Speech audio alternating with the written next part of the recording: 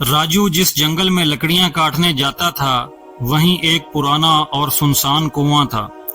پورا گاؤں اس کنویں کا نام لینے سے بھی ڈرتا تھا۔ کبھی یہ کنواں زندگی کی علامت تھا، لیکن لوگ اس کے ٹھنڈے پانی سے اپنی پیاس بجھاتے تھے۔ لیکن وقت گزرنے کے ساتھ یہ کنواں خوف کی علامت بن گیا تھا اور یہ آسیب زدہ کنواں کے نام سے جانا جانے لگا۔ گاؤں کے بزرگ کہتے تھے کہ سورج غروب ہوتے ہی کنویں کے قریب موجود جنگل کے درختوں میں کوئی چیز گھومنے لگتی ہے جو نظر نہیں آتی۔ درختوں کی ٹہنیاں بے وجہ ہلنے لگتی ہیں اور سنسان کنواں شام کے بعد جیسے دوبارہ زندہ ہو جاتا ہے۔ جو بھی بدقسمت وہ اس جگہ کے قریب سے گزرتا راستہ بھول جاتا اور اچانک کوئی پر اسرار آواز اسے بلاتی اور نام لے کر بلاتی، پاس بلا لیتی۔ گاؤں کے بزرگ بتاتے ہیں کہ یہ کنواں کئی معصوم جانیں نگل چکا ہے۔ یہی خوف راجو کے دل میں بھی تھا کہ وہ روزانہ جنگل جاتا لیکن سورج غروب ہونے سے پہلے واپس آ جاتا، کیونکہ وہ جانتا تھا کہ جو اس کنویں کے جال میں پھنس گیا وہ کبھی واپس نہیں آ سکتا۔ ایک دن راجو کندھوں پر لکڑیوں کا گٹھا اٹھائے ہوئے گاؤں کی راہ پر آہستہ آہستہ اپنے کچے گھر کی طرف بڑھ رہا تھا۔ راجو کی عمر تقریباً 50 سال تھی، لیکن گاؤں والے اسے راجو کہتے تھے۔ وہ ایک سادہ اور سیدھے دل کا انسان تھا جو سارا دن جنگل میں درختوں سے لڑتا رہتا اور شام کو جب گھر لوٹتا تو اسے سکون ملتا بھی نہیں تھا۔ غریبی جیسے اس کی تقدیر میں لکھی ہوئی تھی، لیکن اس کی زندگی صرف غریبی کی وجہ سے نہیں بلکہ اس کی بیوی کی وجہ سے بھی مشکل تھی۔ روزانہ واپسی پر اسے یہی تانے سننے کو ملتے کہ تمہاری کمائی بہت کم ہے، تم کسی کام کے آدمی نہیں ہو، میں تو اس وقت روتی ہوں کہ جب تم سے شادی کی تھی۔ یہ باتیں راجو کے کانوں میں زہر گھول دیتی۔ وہ جو بھی محنت سے کماتا اس کی بیوی ایک پل میں اس سے چھین لیتی۔ راجو کے کپڑے پرانے اور جوتے پھٹے ہوئے تھے، مگر اس کی بیوی کو ان سب باتوں کی بالکل بھی پرواہ نہیں تھی۔ آج بھی جب وہ گھر کے قریب پہنچا تو بے بسی کی تصویر بنی ہوئی دروازے پر رک گیا اور پل بھر کے لیے سوچنے لگا، کیا میری زندگی ہمیشہ ایسی ہی رہے گی؟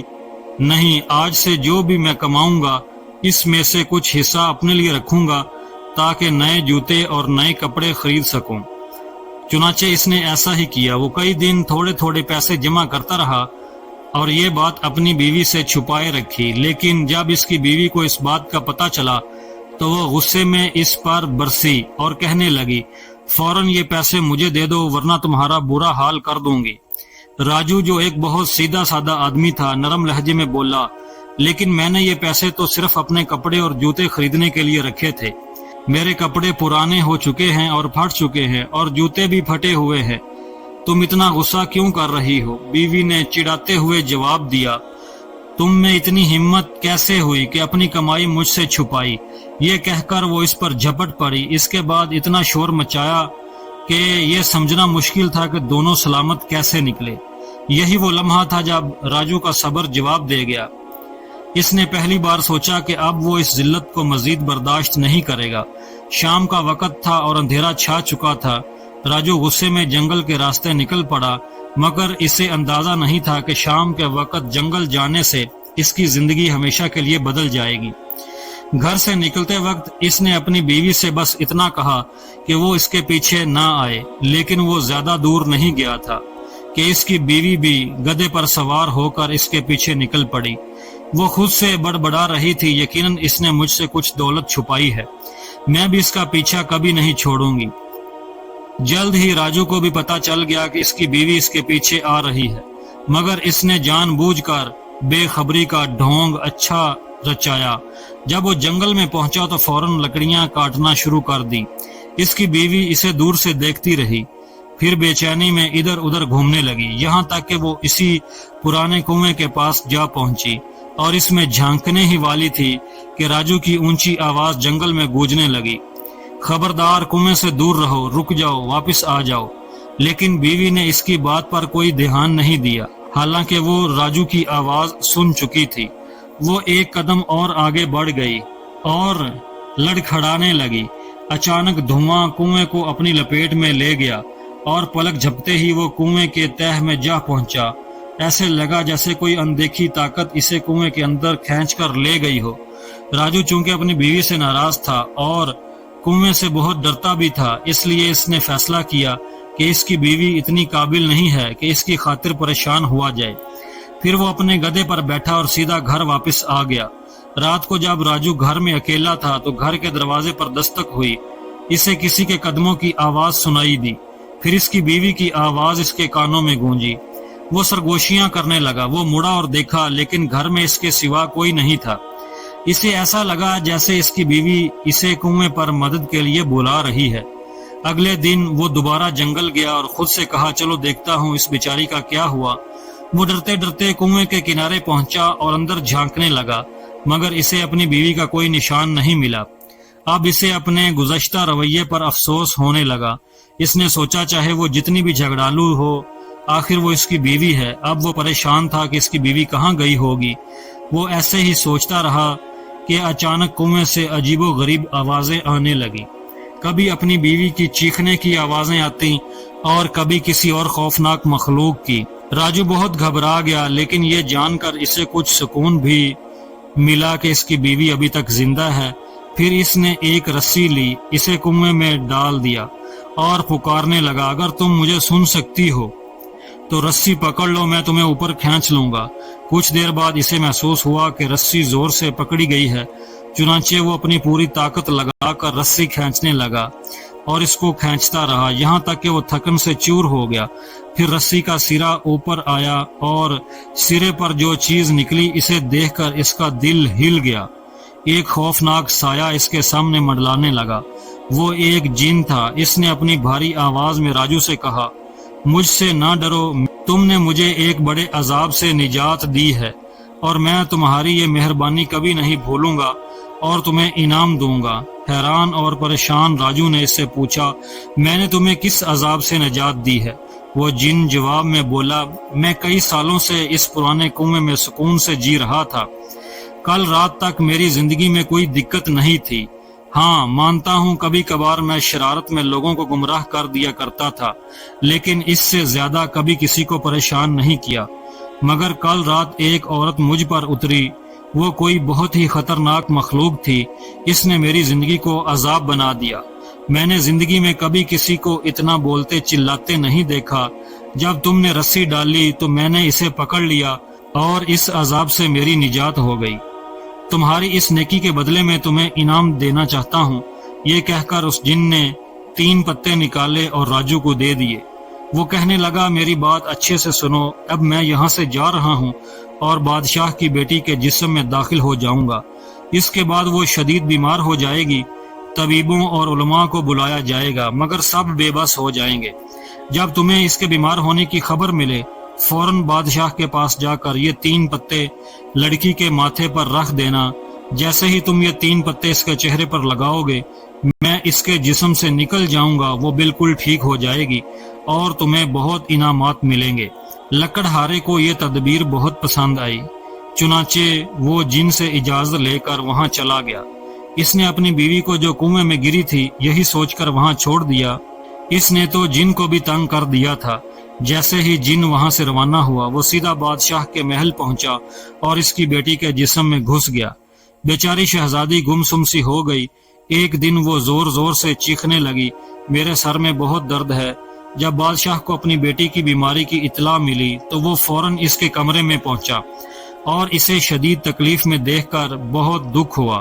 اس نے اپنی سلطنت کے تمام حکیموں اور علماء کو بلایا، مگر سب بے بس رہ گئے۔ شہزادی مسلسل پریشان تھی اور اس کی تکلیف بڑھتی جا رہی تھی۔ بادشاہ بہت فکر مند تھا۔ اس نے اپنی سلطنت کے سارے نجومی بلا لیے جو ستاروں کا علم رکھتے تھے اور اس مرض کی جانچ پڑتال شروع کی۔ ہر ایک نے مختلف علاج تجویز کیا، لیکن شہزادی کی حالت مزید خراب ہوتی جا رہی تھی۔ دوسری طرف راجو جب گھر آیا تو سب کچھ بھول گیا۔ وہ اپنی بیوی کے بغیر بہت خوش تھا۔ اپنی اسی خوشی میں وہ جن کے دیے ہوئے 3 پتوں کو بھی بھول گیا۔ پھر ایک دن اس نے بادشاہ کی طرف سے اعلان سنا، میری بیٹی سخت بیمار ہے، حکیم، علماء اور نجومی سب ناکام ہو چکے ہیں۔ جو بھی میری بیٹی کی مدد کر سکتا ہے آگے آئے اور اس کا علاج کرے۔ اگر اس نے میری بیٹی کو ٹھیک کر دیا تو میں اپنے خزانے کھول دوں گا۔ یہ اعلان سنتے ہی راجو کو جن کے دیے ہوئے 3 پتوں کا خیال آیا اور وہ فوراً بادشاہ کے محل کی طرف چل پڑا۔ جب بادشاہ نے اس سے پوچھا کہ کیا تم شہزادی کو ٹھیک کر سکتے ہو، تو راجو نے نخرے دکھانا شروع کر دیے۔ کچھ سوچ کر اس نے کہا کہ ہاں ٹھیک ہے، میں کر سکتا ہوں، مگر پہلے میرے کھانے کا بندوبست کرو، خالی پیٹ علاج نہیں ہوتا۔ میرے سے اس کے سامنے طرح طرح کے کھانے رکھے گئے، اور جب اس نے اپنا پیٹ بھر کر کھا لیا تو بادشاہ نے اسے فوراً بیمار شہزادی کو کمرے میں لے گیا۔ شہزادی ابھی شدید تکلیف میں تھی۔ راجو نے 3 پتے پانی میں تر کر کر شہزادی کے ماتھے پر رکھ دیے۔ فوراً ہی اس کا درد ختم ہو گیا اور وہ اس طرح تندرست ہو گئی جیسے کبھی بیمار ہوئی ہی نہ ہو۔ بادشاہ نے راجو پر بے شمار دولت نچھاور کی اور اس کا شکریہ ادا کرتے ہوئے محل سے عزت کے ساتھ رخصت کیا۔ اب راجو اپنی زندگی سے بہت خوش تھا، مگر کبھی کبھی اسے اپنی بیوی کی یاد آتی، لیکن اسے واپس لانے کی جرت نہیں کرتا۔ وہ روز صبح و شام کنویں پر جاتا اور کھانے کی ایک ٹوکری اور پانی کا مشک رسی کی مدد سے نیچے کنویں میں اتار دیتا اور واپس آ جاتا۔ وقت یوں ہی گزرتا رہا۔ اچانک ایک دن راجو نے بادشاہ کی طرف سے ایک اور اعلان سنا۔ وہ مایوس لہجے میں کہہ رہا تھا، پڑوس کی سلطنت کا بادشاہ جو میرا دوست بھی ہے، اس کی بیٹی بھی بالکل ویسی ہی مشکل میں مبتلا ہو گئی ہے جیسی میری بیٹی تھی۔ کیا کوئی ایسا آدمی ہے جو میرے دوست کی بیٹی کا علاج کر سکے یا اس لکڑہارے کا پتہ دے سکے جس نے میری بیٹی کو ٹھیک کیا تھا؟ راجو نے بادشاہ کے اس اعلان پر کوئی دھیان نہ دیا۔ وہ اپنی زندگی میں مصروف تھا اور اسے مزید کسی انعام کی خواہش بھی نہ تھی۔ لیکن جب بادشاہ کے نوکر اس کے گھر تک پہنچے تو وہ انکار بھی نہ کر سکا، اس لیے وہ پڑوسی سلطنت کے دربار کی طرف روانہ ہوا۔ جیسے ہی وہ دربار میں پہنچا، فوراً اسے بیمار شہزادی کے پاس لے جایا گیا۔ راجو سمجھ گیا کہ ایک بار پھر اس کا سامنا اسی کنویں کے جن سے ہے۔ اس نے وہ پتے نکالے اور شہزادی کے سر پر رکھنے لگا، لیکن اچانک ایک بلند آواز اس کے کانوں میں گونجی، رک جاؤ۔ پھر وہ جن انسان کی شکل میں اس کے سامنے کھڑا ہو گیا اور کہا، تم نے پہلے مجھ پر احسان کیا تھا اور میں نے بھی بدلے میں تمہیں انعام دلایا، مگر اب تم یہ نہیں کہہ سکتے کہ میں تمہارا مقروض ہوں۔ میں نے بادشاہ کی بیٹی تمہاری وجہ سے چھوڑ دی اور اپنے لیے کوئی اور تلاش کر لی۔ کیا تم اب بھی یہ مجھ سے چھیننا چاہتے ہو؟ اگر تم نے ایسا کیا تو میں دونوں شہزادی کو غائب کر کے اپنے ساتھ لے جاؤں گا۔ یہ سن کر راجو پریشان ہو گیا۔ پھر اس کے ذہن میں ایک چال آئی اور کہنے لگا، میں یہاں شہزادی کے لیے نہیں آیا، یہ تو تمہاری ملکیت ہے، تمہارے مجھ پر بہت احسان ہے، اگر تم چاہو تو میری بیوی کو بھی اپنے ساتھ لے جاؤ۔ جن حیرت سے راجو سے پوچھنے لگا، پھر تم یہاں کیوں آئے ہو؟ راجو اداسی سے بولا، وہ عورت جو کنویں میں گری تھی وہی میری بیوی ہے، میں نے جان چھڑانے کے لیے اسے کنویں میں چھوڑ دیا تھا۔ یہ سن کر جن کا رنگ زرد پڑ گیا اور پریشان ہو کر بولا، کیا وہ تمہاری بیوی ہے؟ کیا وہ ابھی بھی کنویں میں ہے یا باہر آ گئی؟ راجو کہنے لگا، ہاں وہی عورت جس نے ایک ہی دن میں تمہیں بھی تنگ کر دیا تھا وہ میری ہی بیوی ہے۔ میں نے کتنی کوشش کی کہ اس سے چھٹکارا پاؤں، لیکن میں جہاں بھی جاتا ہوں وہ میرا پیچھا کرتی ہے، ابھی بھی وہ باہر دروازے کے پیچھے کھڑی ہے۔ یہ سن کر وہ گھبرا گیا، پہلے زمین کی طرف دیکھا، پھر آسمان کی طرف، پھر زور سے چیخ ماری اور فوراً سلطان کی بیٹی کے جسم سے نکل گیا اور سچ جانے بغیر وہاں سے غائب ہو گیا۔ یوں دونوں شہزادیاں صحت مند ہو گئیں اور راجو کو دونوں بادشاہوں کی طرف سے بہت سا انعام بھی ملا۔ وہ بڑی شان سے اپنے گھر واپس پہنچا، لیکن جب وہ رات کو اکیلا بیٹھا تھا تو اسے اپنی بیوی کا خیال آنے لگا۔ اس نے سوچا کہ میں تو ایک غریب سا آدمی تھا، پر جو کچھ ملا حقیقت میں وہ سب میری بیوی کی وجہ سے ملا ہے۔ وہ جیسی ہے اگر ویسی نہ ہوتی تو یہ دولت اور شان و شوکت کبھی میرے حصے میں نہ آتی۔ یہ سوچتے ہی اس نے اپنے گھوڑے نکالے اور جنگل کی طرف روانہ ہو گیا۔ وہاں پہنچ کر اس نے رسی کی مدد سے اپنی بیوی کو باہر نکالا اور دونوں گھر کی طرف چل پڑے۔ راجو کی بیوی بالکل خاموش اور اداس تھی۔